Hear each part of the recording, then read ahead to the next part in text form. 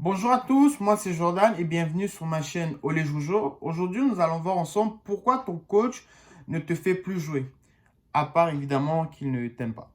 La première raison pour laquelle ton coach ne te fait plus jouer est que tu es moins performant que ton concurrent direct. Ce qu'il faut savoir, c'est que dans un club, le coach cherche tout le temps à aligner les meilleurs. Or, comment on détermine qui sont les meilleurs? C'est tout simplement en comparant les performances. Et c'est justement également ça que je t'invite à faire. Regarde ton concurrent direct et regarde comment il performe et compare. Comme ça, tu vas pouvoir voir l'écart qui est entre vous deux et la quantité de travail qui te reste à faire pour pouvoir le rattraper et éventuellement le dépasser pour ainsi te faire ta place dans l'effectif. Par exemple, si tu es milieu défensif, regarde le nombre de ballons que ton concurrent récupère et arrange-toi pour faire mieux. Si tu es gardien, regarde le nombre d'arrêts que ton concurrent fait et arrange-toi pour faire mieux. La deuxième raison est que tu es mal intégré. Ce qu'il faut comprendre, c'est que le club, c'est pas seulement les matchs, les entraînements. C'est aussi une vie de groupe, une vie de vestiaire. À la limite, c'est aussi une culture. Pourquoi? Parce que le club appartient, du moins fait partie d'une ville.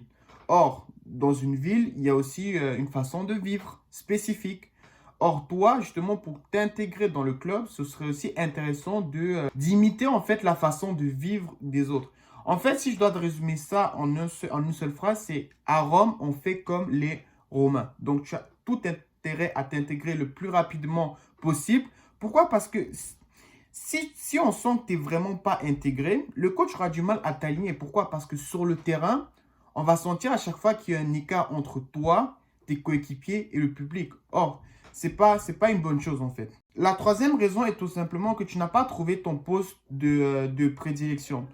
Lev Yashin, par exemple, c'était un très grand gardien. C'est pour la plupart des sources le meilleur gardien de l'histoire. Pour vous donner une idée de son importance dans l'histoire du football, c'est le seul gardien à avoir gagné le Ballon d'Or.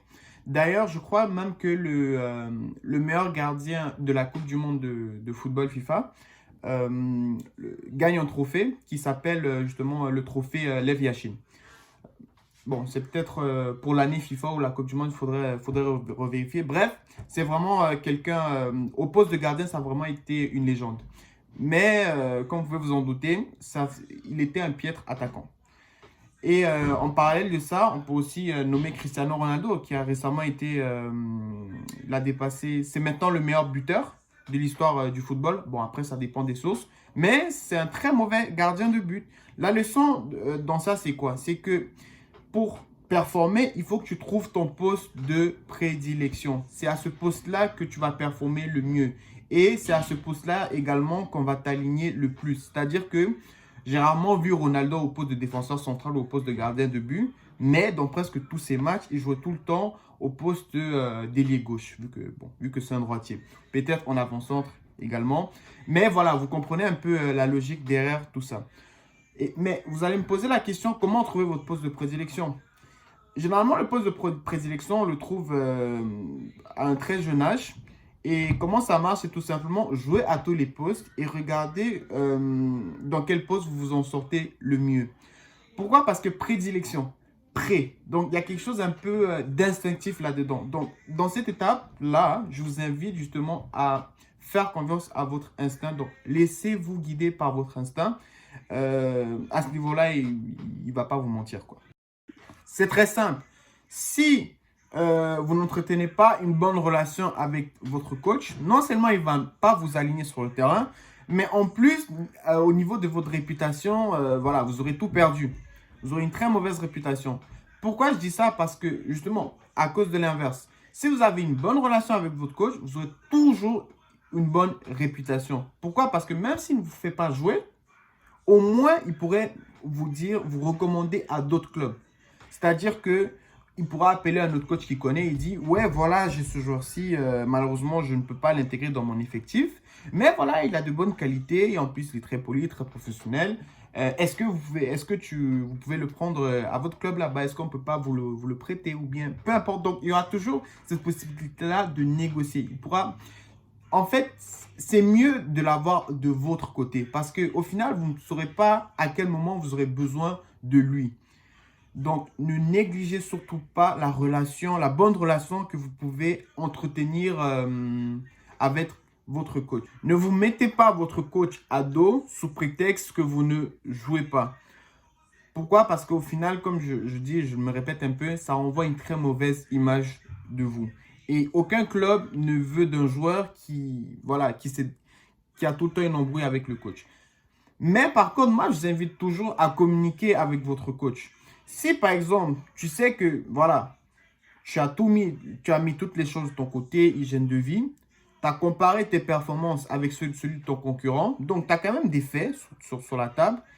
Je t'invite à aller le voir, tu dis, voilà coach, je fais l'effort voilà, de m'entretenir, d'avoir une bonne hygiène de vie.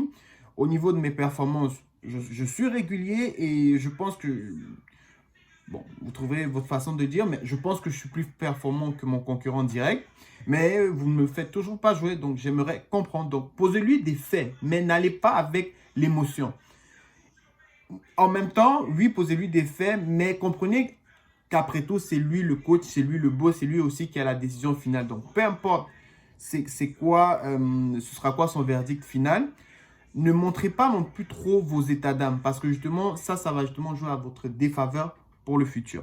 La cinquième raison pour laquelle tu ne joues pas est que tu es dans un club qui n'est pas adapté à ton profil de joueur. Je vais vous donner un exemple. Regardons par exemple le championnat espagnol. La plupart des joueurs sont petits, techniques et vifs. Dans le championnat français, la plupart des joueurs sont grands et athlétiques. Pourquoi je vous dis ça? C'est tout simplement parce que si tu vas avoir plus de chances de jouer, d'être aligné sur le terrain en tant que titulaire, bref, d'avoir plus de temps de jeu, il faut aussi que le club valorise ton profil de joueur.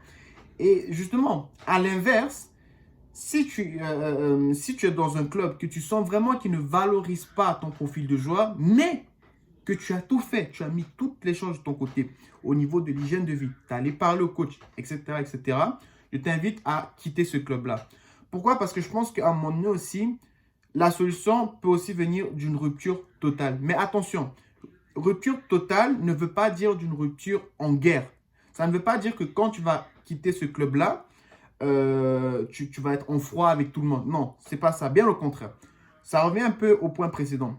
Lorsque tu décides de quitter ce club-là, pour les raisons que je t'ai énumérées tout à l'heure, il faut vraiment que tu conserves une bonne relation avec tout le monde si possible. Pourquoi? Parce que tu ne sais jamais à quel moment tu auras besoin d'eux. Justement, pourquoi? Parce que si tu décides de quitter le club, si tu quittes un club, c'est pour aller vers un autre club. Or, pour aller vers un autre club, il faut qu'on ait entendu parler de toi. Généralement, et il faut le dire, hein, généralement, les clubs sélectionnent par rapport au bruit, par rapport à ce qu'on entend parler, on entend de toi, si tu as une bonne réputation ou pas. Or, qui sont les personnes qui sont garants de ta bonne réputation? Ce sont justement tes anciens coéquipiers, ton ancien entraîneur, les anciens dirigeants. S'ils ont un bon souvenir de toi, ils vont pouvoir, de par leur réseau, t'aider à accéder à un nouveau club. C'est donc la fin de cette vidéo. J'espère que vous l'avez aimé. Si vous l'avez aimé, en tout cas, n'hésitez pas à la liker, à la partager, à la commenter.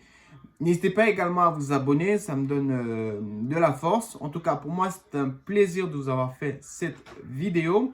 Je vous dis à bientôt. Allez, ciao. C'était Jordan de la Holy Team.